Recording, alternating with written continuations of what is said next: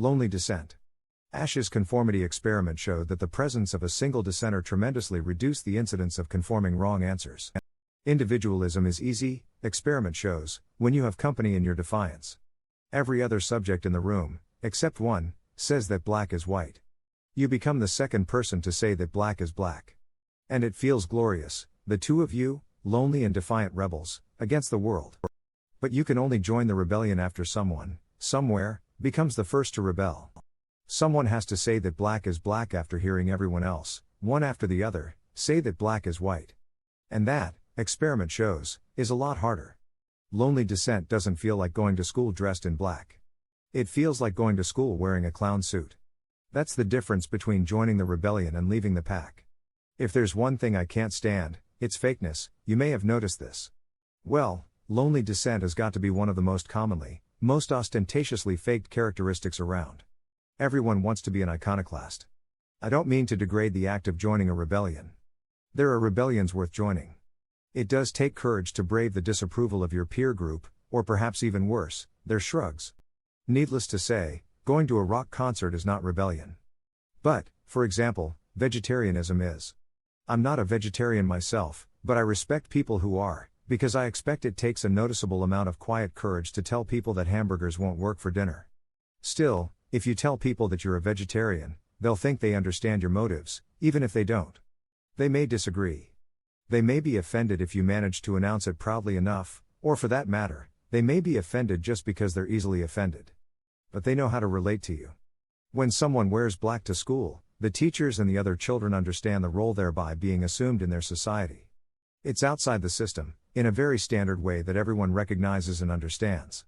Not, actually outside the system.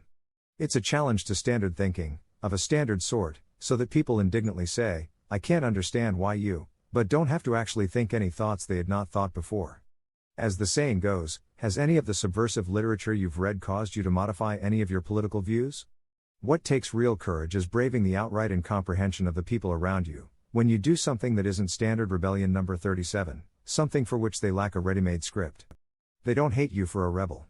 They just think you're, weird, and turn away. This prospect generates a much deeper fear.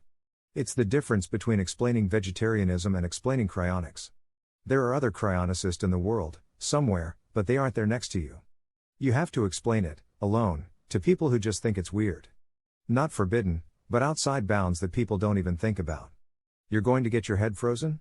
You think that's going to stop you from dying? What do you mean, brain information? Huh? What? Are you crazy? I'm tempted to essay a post-facto explanation in evolutionary psychology. You could get together with a small group of friends and walk away from your hunter-gatherer band, but having to go it alone in the forest was probably a death sentence, at least reproductively. We don't reason this out explicitly, but that is not the nature of evolutionary psychology.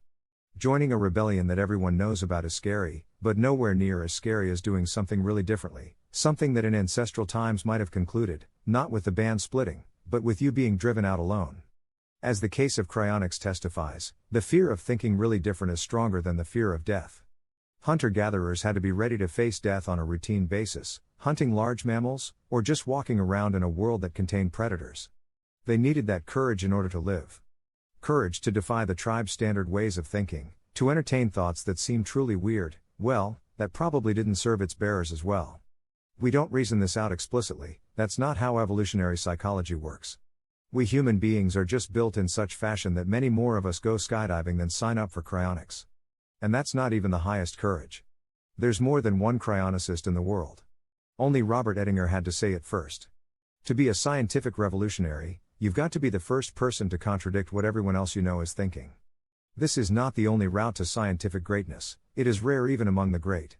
No one can become a scientific revolutionary by trying to imitate revolutionariness. You can only get there by pursuing the correct answer in all things, whether the correct answer is revolutionary or not. But if, in the due course of time, if, having absorbed all the power and wisdom of the knowledge that is already accumulated, if, after all that and a dose of sheer luck, you find your pursuit of mere correctness taking you into new territory, then you have an opportunity for your courage to fail. This is the true courage of lonely dissent, which every damn rock band out there tries to fake. Of course, not everything that takes courage is a good idea. It would take courage to walk off a cliff, but then you would just go splat. The fear of lonely dissent is a hindrance to good ideas, but not every dissenting idea is good. Most of the difficulty in having a new true scientific thought is in the true part. It really isn't necessary to be different for the sake of being different. If you do things differently only when you see an overwhelmingly good reason, you will have more than enough trouble to last you the rest of your life. There are a few genuine packs of iconoclasts around.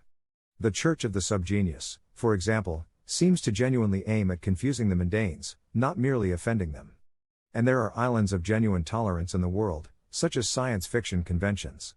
There are certain people who have no fear of departing the pack. Many fewer such people really exist, than imagine themselves rebels, but they do exist. And yet scientific revolutionaries are tremendously rarer. Ponder that. Now me, I really am an iconoclast. Everyone thinks they are, but with me it's true, you see. I would totally have worn a clown suit to school. My serious conversations were with books, not with other children. But if you think you would totally wear that clown suit, then don't be too proud of that either. It just means that you need to make an effort in the opposite direction to avoid dissenting too easily. That's what I have to do, to correct for my own nature. Other people do have reasons for thinking what they do, and ignoring that completely is as bad as being afraid to contradict them. You wouldn't want to end up as a free thinker. It's not a virtue, you see, just a bias either way.